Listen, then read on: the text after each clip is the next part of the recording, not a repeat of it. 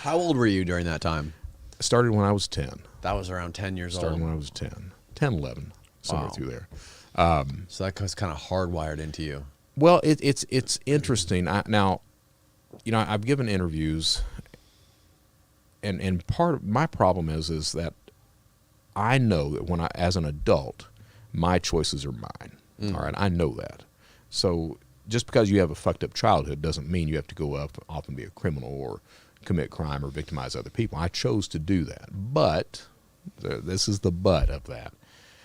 The but is that there has to be some correlation with the childhood and what happened, with my committing crime as an adult. Because what happens as a child, that whole side of the family were criminals. Every fucking one of them were off the chain. My grandfather used to buy stolen property. This is a man who, they blamed it on his diabetes and sugar, but this is a man who would chase you around the house with a knife, a hose. He would, it's just insane stuff. There was a couple of times he would fire off firearms in the house. His wife, he put her in the hospital one time because she was decorating a Christmas tree, and she was bent over, and he was wearing these steel-toed boots, and he just comes and kicks her as hard as he can, puts her in the hospital for like 4 days.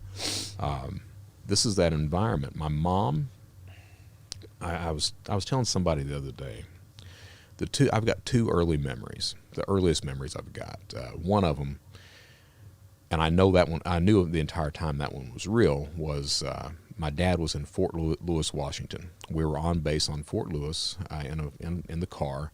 Me and Denise were in the back seat. My mom and dad were in the front seat. Dad was driving.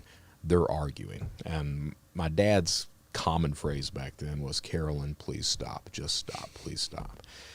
My mom's screaming. And I remember my mom lunged across the car, grabbed the steering wheel, and tried to direct us into traffic, screaming the entire time, "Are you ready to die, you son of a bitch?" Now, I know that's a real one, all right? The one memory that I didn't know was real, and didn't know it for years, it's only been in the past 5 or 6 years that my mom actually alluded to it at one point. But I had this memory of my mom having a woman tied up in the front yard to a chair and beating her. Yeah.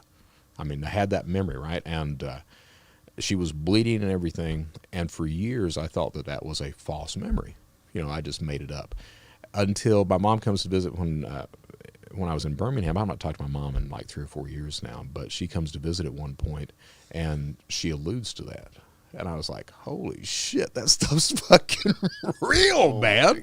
So that's and it's interesting that I was talking to a therapist about this, but when I start telling these stories, it's like it minimizes what actually went on, because this stuff was every day.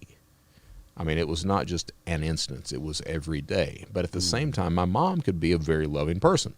You had this juxtaposition of somebody who's truly evil and criminal, and then somebody that would hold you and hug you and tell you she loved you and everything else like that. So it was this weird type of thing that I grow up in. And as I get older, I get more involved in the types of crime that family's committing. So insurance fraud. So I grew up knowing how to burn homes, how to fake car accidents, how to forge documents, charity fraud. Insurance scams, absolutely insurance scams. You have the slip and fall you mentioned earlier. Slip and fall, but not only that, if you, Hazard, Kentucky, that area of Kentucky is known for flash floods and stuff like that. If you had any type of damage or stuff like that, you'd learn how to do that type of fraud. False claims, illegally mining coal.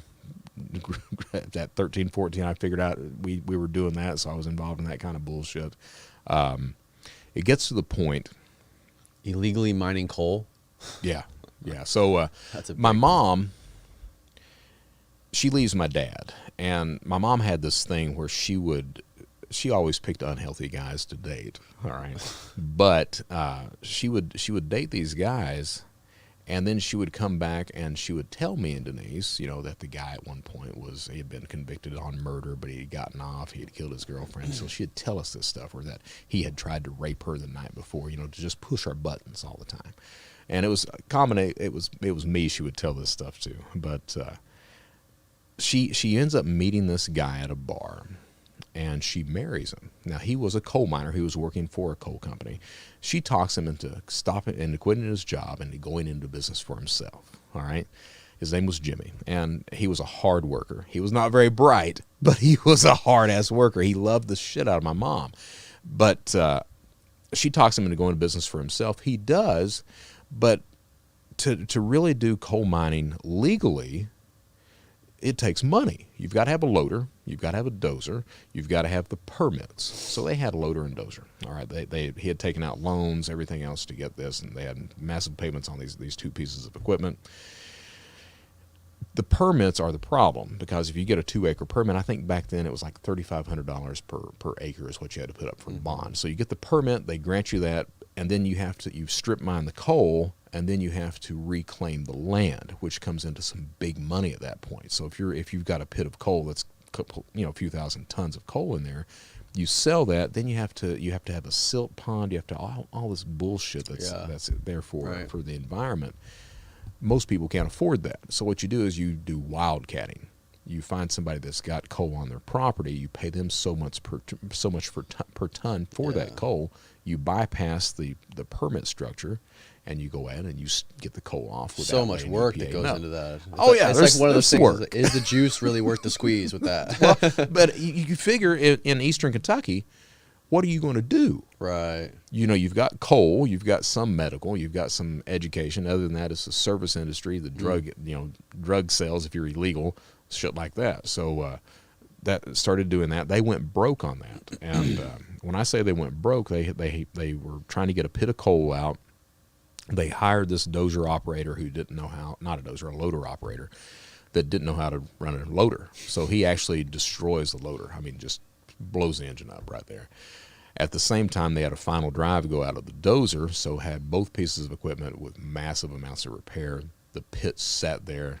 They weren't able to get it out at all, so they go broke right there. And what ends up happening is me, my sister, Jimmy, Mom, and a work hand lived in a 40-foot trailer for about a year and a half. All 5 of us, It was a 1-bedroom trailer. Me and Denise slept in the living room.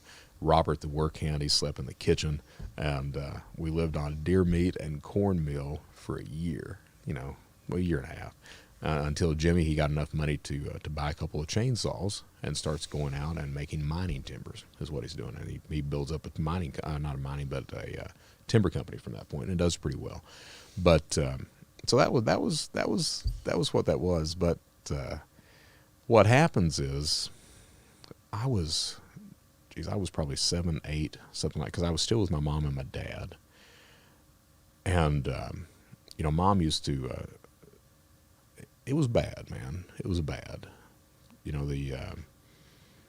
She'd tell us that she was going to leave and not come back, that we'd find her dead someplace, that she'd given up her life for us, all this shit. And she'd play games with us, like, I remember once my dad was at work. Me and Denise were playing video games. We hear Mom call us. So we walk into the living room. She's got all the lights doused. She's got incense burning and these candles burning. She's set up 2 dining room chairs in the middle of the living room facing each other. Then she tells us she sold her soul to Satan so that we could go off. And the deal was she sold her soul to Satan so that we could go off to college and have good lives. And once we graduated college, Satan would call her home. That's what she told us. Now, that sounds ridiculous when you're an adult, but when you're a kid, you take that shit serious. So the deal was we had to prove that we were worthy. And the way we proved it is we would take turns sitting across from Mom.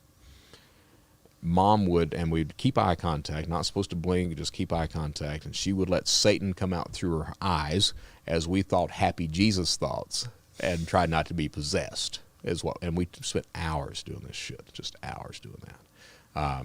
So that's what I grew up in, and 2 things happened. The first is that Mom and Dad would leave, and I would urinate in the floor. I mean, just piss in the floor. And it took me, I guess it took 30 plus years to talk about that. The way I started talking about it, I served my prison time, and I started speaking publicly, doing presentations for cybersecurity companies and conferences. And during one of these presentations, I just started talking about this shit. For the first time. First time. Just started talking about it.